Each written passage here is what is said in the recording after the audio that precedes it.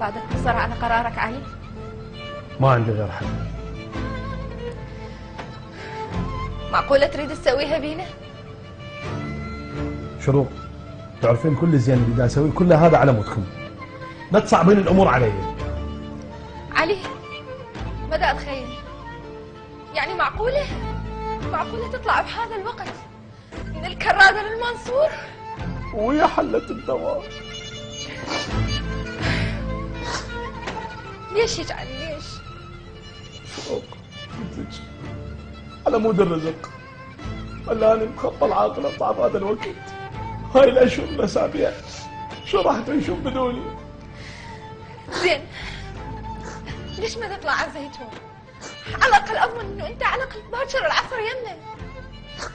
ما عندي باج مال خضراء ولا عندي سكور. زين انت وين راح تطلع؟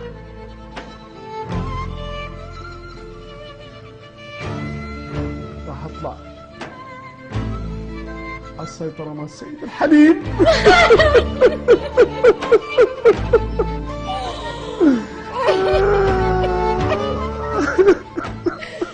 سيد الحليم الظهر.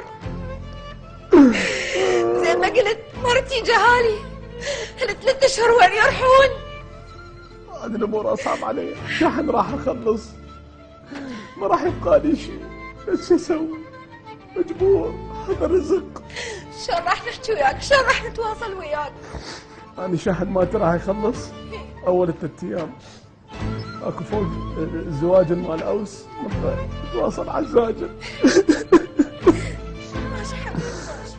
هسه قلت راح حضرتي لي الترمز مال شاي. هذا ترمز الشاي. بس قل لي ايش قد يريد يطول وياك؟ يومين.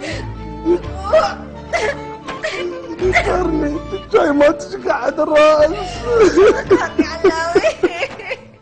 لا تخافين راح اطمنكم علي بكل ترانزيت. راح اطمنكم علي بباب الشرجي. راح اطمنكم علي بالعلاوي جسر المثنى لحد ما اوصل. علاوي قولي. توعدني هاي الفترة كلها ما راح تخونني؟ 3 اشهر شي يصبرني اتمنى. بس ما اعرف شيطان شاطر وهم واقف بالازدحام ويانا. عندش طلب اخير؟ علاوي دير بالك على نفسك بهاي الفترة. ما وصيك على نفسك. تذكرنا واريدك تجيب لي ماسكارا من مول المنصور. راح اجيب لك دب ملكة رجعت تصير ويا عيد الحب.